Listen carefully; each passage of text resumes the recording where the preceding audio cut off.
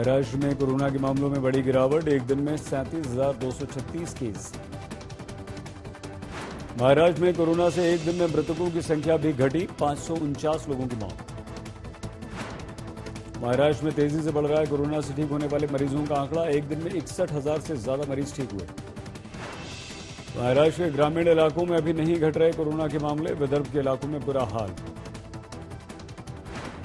भंडारा में सबसे बुरा हाल, संक्रमण दर 80% से ज्यादा, चंद्रपुर में 70 से ज्यादा पॉजिटिविटी रेट।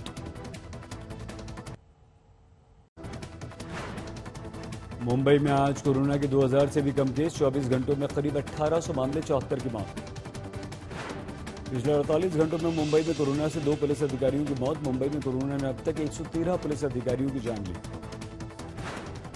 मुंबई में बीएमसी के अधीन कोरोना अस्पतालों के डॉक्टर्स ने भूख हड़ताल की धमकी दी। कोरोना वॉरियर्स ने वेतन भत्ता न मिलने का उठाया मुद्दा। विराट कोहली ने ली वैक्सीन की पहली डोज, लोगों से वैक्सीन लगवाने की अपील की। सलमान खान की बहन अर्पिता कोरोना पॉजिटिव, एक और रिश्तेदार कोरोना से पॉजिटिव। नागपुर में कोरोना के करीब 6,000 नए केस, 51 मरीजों की मौत। कोरोना में माता पिता की मौत से अनाथ हुए बच्चों के लिए हर जिले में टास्क फोर्स बनाएगी सरकार, ऐसे बच्चों की शिक्षा और पालन पोषण की जाएगी सुनिश्चित। महाराष्ट्र में लग चुकी है 1,80,00,000 से ज्यादा वैक्सीन, वैक्सीनेशन में सबसे आगे महाराष्ट्र।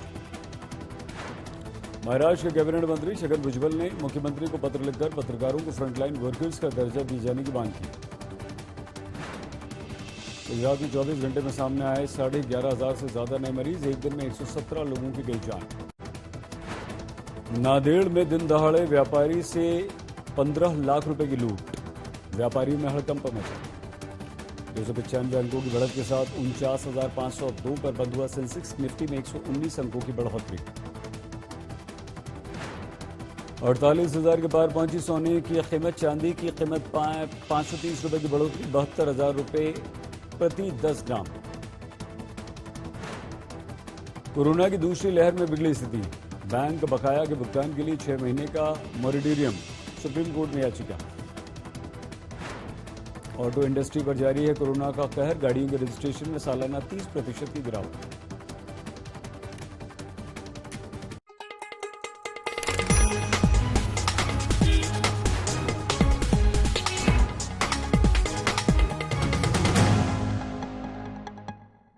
हर तरफ महाराष्ट्र सरकार और बीएमसी की तारीफ हो रही है कि उसने मुंबई में कोरोना को बहुत अच्छी तरह से मैनेज किया, लेकिन महाराष्ट्र के आदिवासी और ग्रामीण इलाकों का हाल बहुत बुरा है।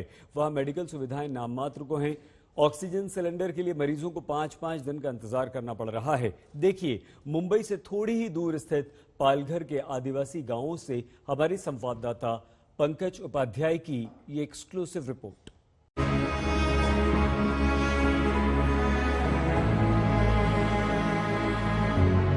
महाराष्ट्र के पालघर के सफले गांव में रहती हैं 58 साल की कुसुम बुगाड़। कोरोना हुआ तो बेटा नाती पालघर में कोविड केयर अस्पताल लेकर पहुंचे, पर 2 घंटे बाद भी ऑक्सीजन बेड नहीं मिला। डॉक्टरों ने अस्पताल की बेंच पर बैठे बैठे ही इन्हें ऑक्सीजन लगाई, पता नहीं बेड कब मिलेगा। आधे घंटे से वही देख रहे लोग, लेकिन अभी जो मिलेगा वो बोले 10-15 मिनट में आपको बेड मिल जाएगा। 10 मिनट से तो हम भी देख रहे हैं, यहाँ तो कोई डॉक्टर या नर्स अटेंड करता नहीं नजर आ रहा है। आपको कोई दिखा जो अटेंड कर रहा है? हम खुद जाके देखेंगे अभी वहाँ पे, जैसे उन्होंने बोला है कि 10-15 मिनट में मिलेगा तो हम जाके वहाँ चेक करेंगे सर। लेकिन फिलहाल यहाँ पर अटेंड करने वाला, देखने वाला कोई नहीं है। खाली सिस्टर है बस वहाँ पे। अब घबराहट हो रही है ऐसे में? हाँ घबराहट तो हो ही ना सर, वहाँ आके माँ है तो घबराहट तो हो ही। कितने समय लेके आए थे पेशेंट को यहाँ पे? 12:30। और कितना टाइम हो गया यहाँ पे इंतजार किए हुए?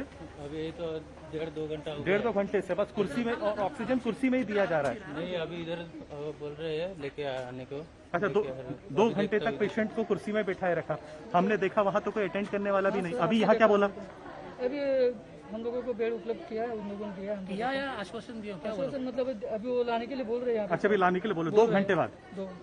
काफी गुजारिशें करने के बाद कुसुम के लिए अस्पताल में ऑक्सीजन बेड मिल गया। अस्पताल से परिवार का गांव 1 घंटा दूरी पर है। इनकी किस्मत अच्छी थी कि ये मां को सुरक्षित अस्पताल लेकर आ पाए। एक और मरीज अभी एम्बुलेंस में इंतजार करता हुआ देखा जा सकता है। पालघर डिस्ट्रिक्ट एडमिनिस्ट्रेशन का कहना है कि बेड की कमी को पूरा करने के लिए वो भरसक प्रयास कर रहा है, लेकिन जब आज तक की टीम इस कोविड सेंटर के सामने मौजूद थी, तब उसने देखा कि एक महिला जिनका नाम कुसुम था, जिनकी उम्र 58 साल थी, उनको कम से कम 2 घंटे से ऊपर का इंतजार करना पड़ा एक ऑक्सीजन बेड को प्राप्त करने के लिए। घर वालों की जाहिर सी बात है हालत खराब थी। कई लोग एम्बुलेंस में थे जो इंतजार में थे। अभी भी कई ऐसे पेशेंट्स के रिश्तेदार हैं जो पेड़ के नीचे खटिया में इंतजार कर रहे हैं कि उनका नंबर कब आएगा। बड़ा सवाल तो ये भी है, क्या इनका कोविड टेस्ट हुआ है? क्योंकि ये तो अस्पताल में कोविड पेशेंट्स के साथ आए थे। कॉन्ट्रैक्ट ट्रेसिंग कितनी ज्यादा हो रही है, ये भी एक अहम सवाल है जिस पर यहां का एडमिनिस्ट्रेशन जवाब नहीं दे रहा। अस्पतालों में मरीज इतने ज्यादा हो चुके हैं कि लोगों को एक एक रात इंतजार के बाद भी बेड नहीं मिल रहे। ग्रामीण इलाकों में मेडिकल सुविधाएं नहीं होती, इसलिए मरीज की स्थिति भी तेजी से बिगड़ती है। पालघर में आदिवासियों के लिए एक एनजीओ चलाने वाले संतोष जानथे की माने तो ग्रामीण इलाकों में बहुत बुरा हाल है। पालघर जिले की शासकीय प्रशासकीय यंत्रणा है, ये पूरी कोलैप्स हो चुकी है। यहाँ के ऐसे बोल रहे हो, यानी यहाँ के जो जिलाधिकारी मानिक गुरसल है, उनसे काफी बार दरखास्त करने के बाद भी ग्रामीण इलाकों में शासकीय व्यवस्था, सरकारी व्यवस्था अस्पताल की बढ़नी चाहिए, वो बढ़ नहीं रही है। यहाँ पे आज भी बेड, पेशेंट को बेड नहीं मिल रहा है, ऑक्सीजन नहीं मिल रहा है, वेंटिलेटर नहीं मिल रहा है, रेमडेसिविर नहीं मिल रहा है। और ये कलेक्टर क्या कर रहे हैं, यहाँ की प्रशासकीय व्यवस्था क्या कर रही है, प्राइवेट अस्पताल बढ़ा रही है। इस वक्त हम पालघर ग्रामीण के मनोर इलाके में मौजूद हैं। यहाँ पर हमारी मुलाकात एनजीओ चला रहे संतोष जनाठे जी से हुई है। पिछले 6 से 7 साल हो गए जब आदिवासी जनता के वेलफेयर के लिए ये एनजीओ चला रहे हैं। पूरे ग्रामीण इलाके में करीब 58 शाखाएं हैं, ये बता रहे हैं। लेकिन आज के दिन संतोष जी का कहना है कि वो बिल्कुल असहाय हैं।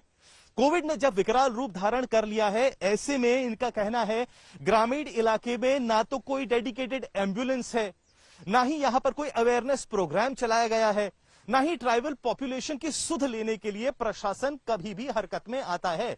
ऐसे में संतोष जी का कहना है वो अपनी तरफ से तो भरसक प्रयास कर रहे हैं, लेकिन आज के दिन जब उन्हें और मदद की जरूरत है, प्रशासन की तरफ से मदद के नाम पे अगर कुछ मिल रहा है तो वो है सिर्फ सन्नाटा। गुहार लगा रहे हैं संतोष जी कि इस वक्त तो प्रशासन कुछ सुध ले और ग्रामीण ट्राइबल जनता का थोड़ा ध्यान दे दे।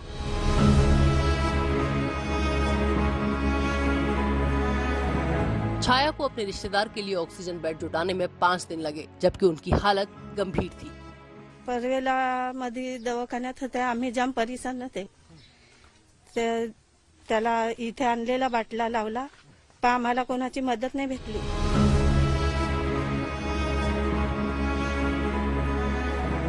गांव में जानकारी का इतना अभाव है कि गागडिश के काका को कोरोना हुआ तो पूरे परिवार को खाने पीने के लाले पड़ गए। गांव वाले डर की वजह से उनके पास भी नहीं पटकना चाहते थे। मेरी मदद के लिए कोई नहीं आया, मैं अकेला खाली इधर उधर दौड़ता रहा, आंसू बहाता रहा, इधर जाओ उधर जाओ, इसको खून लगा उसको खून लगा, कोई साथ नहीं दे रहा था, गाँव का भी आदमी। और अकेले मैं इधर उधर तड़पता रहा। उनकी भी हालत बहुत खराब थी, क्या करने का क्या नहीं, ऐसा मैं सोच रहा था। सरकार की तरफ से, प्रशासन की तरफ से कोई मदद आई? कुछ नहीं मदद आई, थोड़ी भी मदद किसी ने करने की जरूरत नहीं की। वो आने से भी डरते थे, मेरे पास कोई भी आता नहीं था।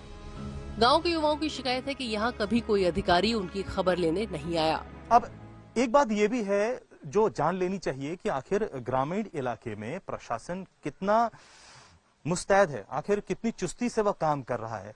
यहाँ कुछ युवा वर्ग मुझे दिखा है इस गांव में, इनसे ही मैं बातचीत करने की कोशिश करता हूँ। आपने रुमाल लगा रखा है, क्या आपके पास मास्क है? हमारे गांव में एक भी बार किसी ने हमारे को बताया नहीं, मास्क पहनो, सैनिटाइजर का उपयोग करो, किसी ने अभी तक बताया नहीं। अभी तक यहाँ पर कोई भी नहीं आया? कोई भी नहीं आया इधर। हम क्या इधर ऐसा घूमते, ऐसा जैसा का कोई इधर कुछ है ही नहीं, जैसा का कोरोना का है ही नहीं, ऐसा माहौल इधर है। मतलब मार्च 2020 से 1 साल से ऊपर होने को आया, यहाँ पर प्रशासन कोई कभी भी नहीं आया आपके? पहले आए थे, अभी इस साल नहीं आए। पहले आए थे, इस साल अभी तक आए ना कोई नहीं। पिछले बार में कितने बार आए? एक ही बार आए थे, ज्यादा पूरे 1 साल में एक बार? एक ही उसके बाद यहाँ कोई आया ही नहीं है? कोई नहीं आया अभी तक इधर, कोई आया ही नहीं। कि जब तक ये इधर कोविड पॉजिटिव का जो पेशेंट है ना, तो ग्राम पंचायत से लोग भी नहीं आए कि इधर जाके फवारनी करे औषध विषध का, ऐसा कुछ हुआ भी नहीं। पालघर के ग्रामीण इलाकों में कोरोना ने कोहराम मचा रखा है, फिर भी लोगों में वैक्सीन के बारे में जागरूकता नहीं है। बहुत सारों को लगता है कि उन्हें वैक्सीन की जरूरत ही नहीं। असं कुणी आलंच नाही, आम्ही वॅक्सिन कशी घेणार? आमच्या दारापर्यंत कोणी आलेच नाही आम्हाला सांगायला की असं झालंय, तुम्ही वॅक्सिन घ्या, काय तुम्ही दवाखान्यात जा, असं कोणी आलेच नाही आमच्यापर्यंत। वैक्सीन मिला आपको? नहीं। और वैक्सीन लगाओगे? नहीं लगाऊंगी, जब जरूरत पड़ेगी जब ही लगाऊंगी। अभी कैसे आपको मालूम गिरेगा कि अभी जरूरत पड़ रहा है आपको? लेकिन हम लोग ऐसे काम करते, लेकिन ये वजन उठाते, धूप में काम करते हैं। हाँ, हम लोग वैक्सीन नहीं चाहिए आपको? जब जरूरत पड़ेगी जब ही लेंगे हम लोग, ऐसे नहीं लेंगे। पालघर के मस्करपाड़ा गांव में 150 लोग रहते हैं। एक एनजीओ के मुताबिक वैक्सीन सिर्फ 18 नहीं लगवाई है। पहले भी 2 बार 3 बताया हमारे अड़ोस पड़ोस से, लेकिन वो एकदम जस्ट में ये लेते नहीं। लेंगे तो क्या होएगा, क्या कोरोना होएगा, ऐसा उसको डर है, इसीलिए वो निकलते नहीं घर से। प्रशासन के मुताबिक अंधविश्वासों की वजह से आदिवासी वैक्सीन से बच रहे हैं। ट्राइबल एरियाज में बहुत सारे मिसकंसेप्शंस है, रूमर्स है। लास्ट टाइम भी थे, जब फर्स्ट पैंडेमिक आया तो जो हम थर्मल स्क्रीनिंग करते थे तो उनको लगता था कि हम सर पे गन रख रहे, तो वो कोऑपरेट नहीं कर रहे थे। लेकिन महाराष्ट्र के सीएम, उन्होंने मेरा परिवार मेरी जिम्मेदारी, ये प्रोग्राम में हमने सब फैमिलीज का सर्वे किया, उसमें फीवर क्लिनिक्स एक्टिवेट किए, और जो थर्मल गन्स है वो हेड को न लगाते हुए हाथ को लगाए तो उनका डर थोड़ा कम हुआ। फिर भी आज भी सुपरस्टिशंस है, पर उनके पास इस बात का कोई जवाब नहीं है कि गरीब पिछड़े आदिवासी किस तरह खुद को वैक्सीन के लिए रजिस्टर करेंगे। सरकारी तंत्र ग्राउंड जीरो पर एक्टिव रहता तो आज ये दिन नहीं देखना पड़ता कि 150 की आबादी में सिर्फ 16 लोग वैक्सीन ले। होना तो ये चाहिए था कि सबके सब लोगों को जल्द से जल्द वैक्सीन मिलनी चाहिए थी। अब सरकारी तंत्र तो ग्राउंड जीरो से नादारत है, और जो लोग बचे हैं गांववासी, उनके मन में डर बैठा हुआ है। तो जब तक सरकारी तंत्र हरकत में नहीं आएगा, जब तक तमाम गांववासियों की सुध नहीं रहेगा, जब तक अवेयरनेस कैंपेन्स नहीं चलाएगा, जब तक वैक्सीन की जरूरत को गांव वालों के सामने साझा नहीं करेगा, तब तक ऐसी स्थिति बनी रहेगी, तब तक गांववासियों के सामने खतरा भी बना ही रहेगा। कैमरा पर्सन महेश मोरे के साथ पंकज उपाध्याय, पालघर ग्रामीण, आज तक। कोरोना से लड़ने में भारतीय नौसेना ने भी अपनी मुहिम चला रखी है। ऑक्सीजन के लिए मचे हाहाकार के बीच भारतीय नौसेना विदेशों से ऑक्सीजन कंटेनर और सिलेंडर लाने में जुटी हुई है। ऑपरेशन समुद्र सेतु के तहत नौसेना के युद्धपोत लिक्विड ऑक्सीजन सिलेंडर, कॉन्सेंट्रेटर समेत दूसरे मेडिकल उपकरण लेकर देश पहुंचे। मदद तभी कारगर है जब वो सही समय पर हो। नौसेना ने अपनी इस मुहिम में 7 से 8 युद्धपोतों को लगा दिया है।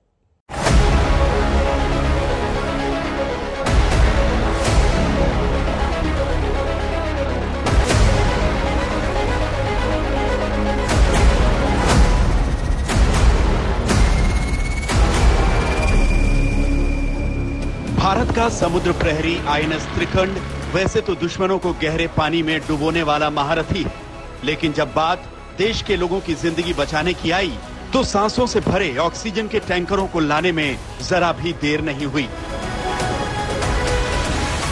मुंबई के बंदरगाह में आईएनएस त्रिखंड लंगर डाल चुका है। सिर्फ 5 दिनों के अंदर अरब सागर पार करके कतर के हम्माद पोर्ट से तरल ऑक्सीजन से भरे क्रायोजेनिक कंटेनरों को भारत लाया गया।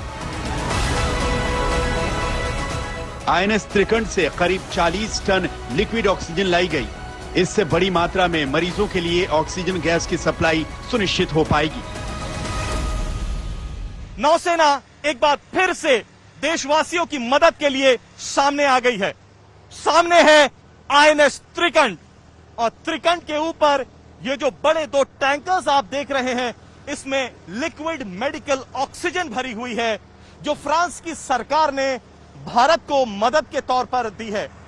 5 मई को आईएनएस त्रिखंड कतार से निकला था, और आज ये लिक्विड मेडिकल ऑक्सीजन सप्लाई लेकर मुंबई पहुंच गया है।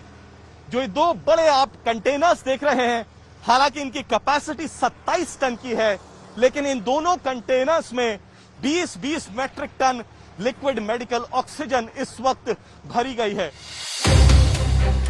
ये मदद फ्रांस की सरकार ने की है। अगले 2 महीने में 600 मीट्रिक टन तरल ऑक्सीजन से भरे क्रायोजेनिक कंटेनर भेजे जाएंगे। संकट के समय में ये बहुत बड़ी मदद है। कतर से हम लोगों ने 2 लिक्विड मेडिकल ऑक्सीजन के कंटेनर्स कैरी किए हैं, जिसमें कि 20 metric tonne liquid oxygen each containers में है। मैं आपको ये बताना चाहूंगा कि ऐसे संकट की घड़ी में और चुनौतीपूर्ण समय में नौसेना हर समय तत्पर है और इस समय भी नौसेना के कई जहाज जो कि इंडियन अरेबियन ओशन में डिप्लॉयड थे, बहुत ही शॉर्ट नोटिस पे रीडिप्लॉय किया गया और मध्य पूर्वी देशों से ऑक्सीजन लाने के लिए उन्हें तुरंत ही तैनात किया गया।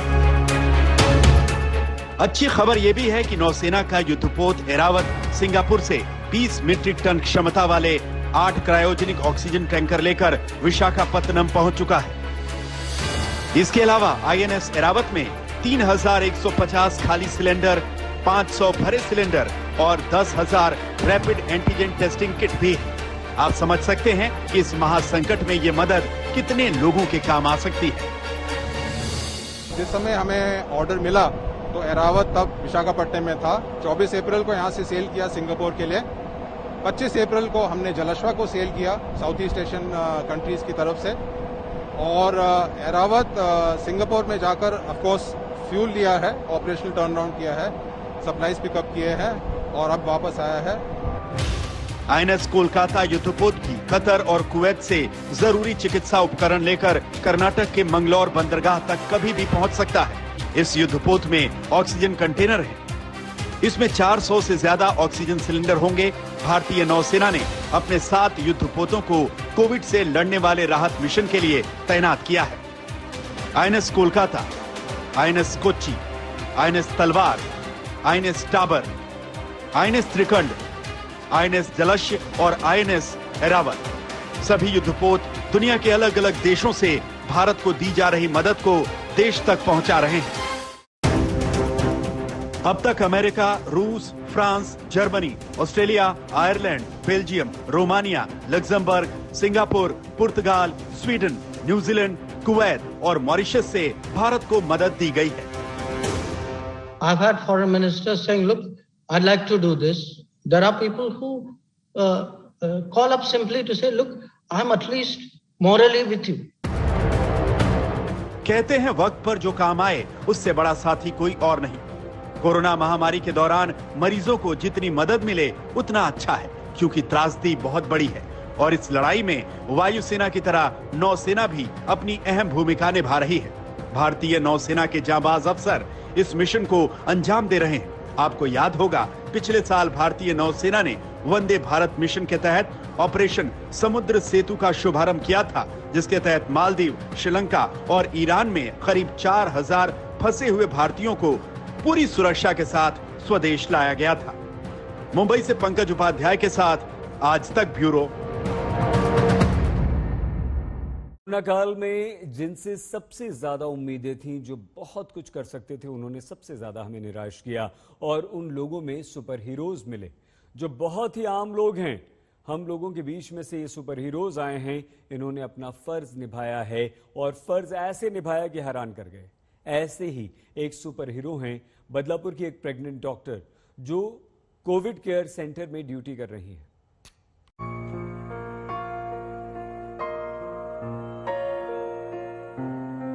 कोरोना की दूसरी खतरनाक लहर के बीच देश भर से लूट खसुट की खबरें आ रही हैं। लोग कैसे दूसरों की मजबूरी का फायदा उठाकर अपना भला करने में लगे हैं। ऐसी खबरों के बीच हम आपको ऐसी कहानी दिखाने जा रहे हैं जहां लोग अपना सब कुछ दांव पर लगाकर कोरोना मरीजों की सेवा में लगे हैं। इनसे मिलिए, ये हैं 6 महीने की प्रेग्नेंट डॉक्टर रूपाली मोहते। मुंबई से सटे बदलापुर के सिविक अस्पताल में 32 साल की रूपाली बीएमएस डॉक्टर हैं। वो इस हालत में भी घंटों खड़े रहकर अपनी ड्यूटी करती हैं। डॉक्टर रूपाली मोहते को मरीजों की सेवा के दौरान कोरोना भी हुआ था। 19 दिन बाद ही उन्होंने वापस कोविड केयर सेंटर में अपनी ड्यूटी जॉईन कर ली। मी स्वतः पॉझिटिव्ह झाले होते, त्या रिकव्हरी नंतर पुन्हा आता जॉईन झाले। 19 एप्रिलला मी पुन्हा रिजॉईन केलेलं आहे गौरी हॉलला। ॲक्च्युली तेच सगळेजण खूप मोटिवेटिंग आहेत। कोरोनाचं जे हे असतं भयंकर स्वरूप आम्ही स्वतः घरामध्ये पाहिलेलं आहे, त्यामुळे त्यांना माहिती आहे की इमोशनल आणि मेंटल स्ट्रेस किती असतो या सगळ्यामध्ये। अशामध्ये जर आपण बाहेर जाऊन लोकांना सपोर्ट देऊ शकलो तर त्यांच्यासाठी ती खूप मोठी गोष्ट होती. तर त्यांनी मला खूप मोटिवेट केलं. डॉक्टर रूपाली खुद जितनी हिम्मती हैं और अपनी ड्यूटी सबसे ऊपर रखती हैं, उनका परिवार भी यही सोच रखता है. डॉक्टर रूपाली को उनके परिवार का प्रोत्साहन और पूरा साथ मिलता है. माझ्या मिस्टरांचं मोहितेंचं असं म्हणणं आहे की बाहेर जर युद्ध चालू आहे तर सैनिकांनी घरी बसून फायदा नाहीये, बाहेर जाणं गरजेचंच आहे. सो जेवढा स्टॅमिना आहे त्यानुसार माझं इथे सर्व करण्याची इच्छा आहे. डॉक्टर रूपाली की कर्तव्यपरायणता और हौसले के उनके सहयोगी भी कायल हैं. ती स्वतः खूप इन्स्पिरेशन आहे आमच्यासाठी. आणि जेव्हा तुला रिजॉईन करायचं होतं, मी तिला अगोदरपासून सांगते, ती माझी मैत्रीणच आहे. मग मी तिला सांगितलं की तू गौरी हॉलमध्येच आहे, ॲटलिस्ट आम्ही तुझं काळजी घेऊ शकतात काय झालं, कारण ती ऑलरेडी 6 मंथ प्रेग्नेंट आणि तिचा बाळ. आणि फार मोठा मोटिवेशन आहे की तिच्यापेक्षा तिचं जे बाळ आहे ते खरंच योद्धा आहे, कारण तो असून तो पूर्ण बघतात. डॉक्टर रूपाली मोहते एक दिन में 70 से 80 मरीजों को अटेंड करती हैं और उनका इरादा है कि अपनी डिलीवरी के जाने के आखिरी दिन तक वो ऐसे ही कोरोना मरीजों की सेवा करें. आज तक ब्यूरो.